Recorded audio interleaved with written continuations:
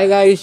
तो आप लोगों का वापस स्वागत है मेरे चैनल पे नीमो टॉकीज पे। यार आज हम वापस बात करने वाले टीन वुल्फ सीजन 1 एपिसोड 3 के बारे में। आप पहले जाके मेरा एपिसोड 2 देख सकते हैं, उसको भी मैंने अच्छी तरीके से एक्सप्लेन किया है, मतलब नहीं भी किया है और किया भी है। तो हम अपने जो है वीडियो शुरू करते हैं। तो यहाँ पे हमें पहले ही क्लिप में दिखाया जाता है कि जो स्कॉट है और उसकी गर्लफ्रेंड एलिसन है, उनके बीच जो होता है वो होता है। मुझे नहीं पता क्या होता है, लेकिन जो होता है वो होता है। उसके बाद में जो अपना स्कॉट भाई साहब है वो बेकाबू हो जाते हैं और वेयर वुल्फ में मतलब कन्वर्ट हो जाते हैं। बेसिकली कन्वर्ट हो जाने के बाद वो एलिसन को मार देते।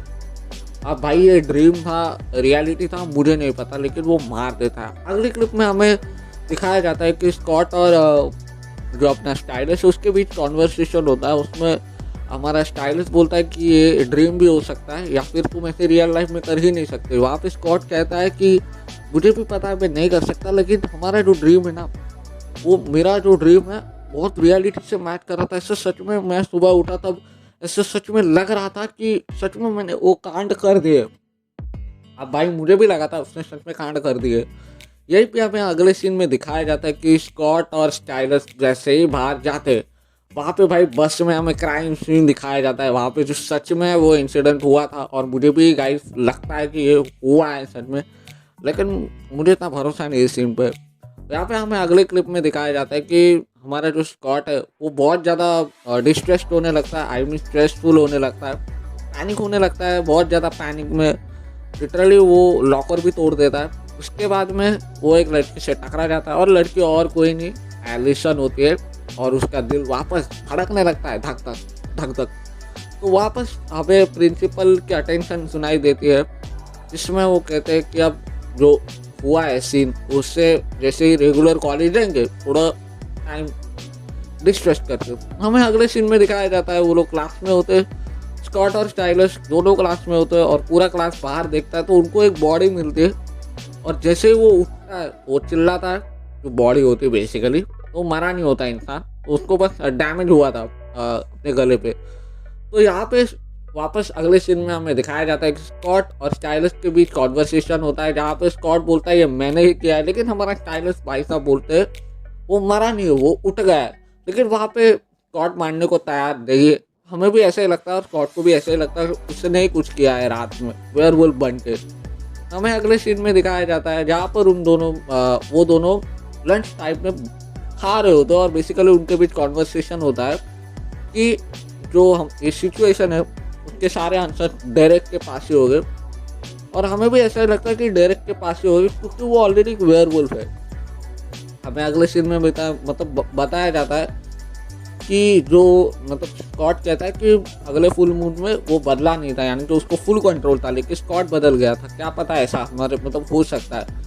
तो यहाँ पे वापस सीन बदल जाता है और वापस सारे स्कॉट के साथ बैठ जाते हैं लंच टाइम में। तो यहाँ पे हमें पता चलता है कि जो लोगों को लग रहा है कि ये बेसिकली एनिमल अटैक था, और था भी animal attack, some type of animal attack. तो यहाँ पे लोगों की प्रेडिक्शन होती है, यानी कि हमारे लीडिया की प्रेडिक्शन होती है कि ये एक कूगर है, यानी कि माउंटेन लायन है। और यहाँ पे वापस सीन बदलता है, एलिसन और स्कॉट के बीच वापस एक कॉन्वर्सेशन होता है, जहाँ पे एलिसन कहती है कि क्या तुम हमारे साथ बाहर आओगे।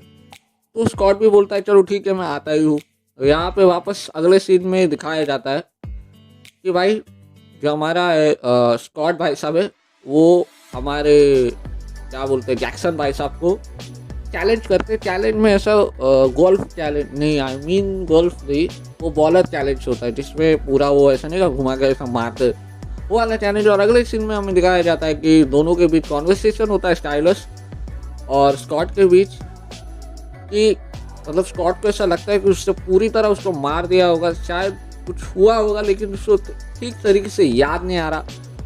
वहीं पे स्कॉट कहता है कि मैं एलिसन के साथ नहीं जा सकता, क्योंकि मेरे वजह से अगर कुछ हो गया तो मैं खुद को माफ़ नहीं कर पाऊंगा।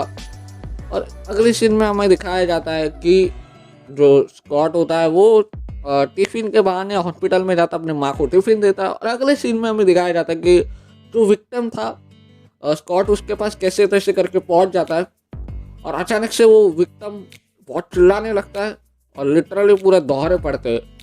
बहुत दर्दनाक सीन था कसम से। अगले सीन में हमें दिखाया जाता है कि जो पुलिस होती है, शेरिफ, वो एक बार राउंड लेने जाते कहीं डेरेक के घर में तो कोई हलचल ना हो या फिर रिकॉर्ड करने जाते। तो वैसे भी कुत्ता भौंकता है, बहुत ज़्यादा भौंकता है। ये डायरेक्ट की चाल थी, डायरेक्ट एक्चुअली उस कुत्ते को उकसाया था या फिर वार्निंग थी। कुत्ता बहुत ज़्यादा भौंकता है और भौंकने के बाद पुलिस वाले चले जाते हैं, डायरेक्ट सिर्फ देखता रहता है। अगले सीन में वापस चेंज होता है। यहाँ पे स्कॉट भाई साहब आ चुके हैं। स्कॉट को मदद चाहिए होती है डायरेक्ट से, और डायरेक्ट बोलता भी है मदद करूँगा। तो स्कॉट उससे बोलता है कि जो मेरे साथ हुआ था, जो रात में हमें सीन दिखाया गया था कि उसने मार दिया है किसी को, बस में मार दिया।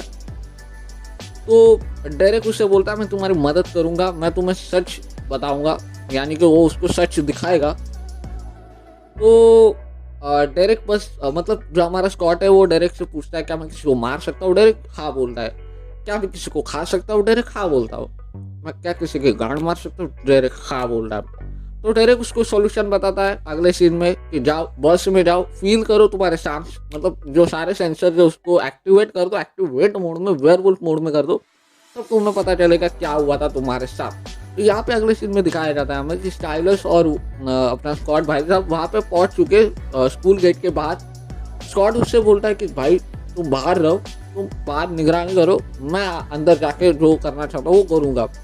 तो भाई स्कॉट जाता है अंदर और वो जैसे ही टच करता है बस को, उसको अचानक से फ्लैशबैक्स आने लगते हैं। उसने रात को क्या किया था, उसको अजीब अजीब वही जो सपना में मतलब दिखाया जाता है फर्स्ट सीन में, वही उसके पास सोने लगता है।